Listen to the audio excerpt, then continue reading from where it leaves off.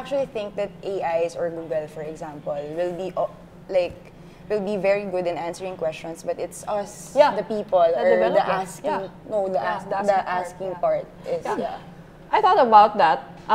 The software programs are all developed and it's all available for us. But then you see the advancement of humanity, there's still people that man that. So you still emphasize in school the ethical responsibility of creators of software programs, technology, for example. So it's still human, in other words. So in order for our children to grow up in a technological world and be leaders in that sense, there's also that aspect of ethical responsibility in developing these things. So you're not just developing to be a suprahuman.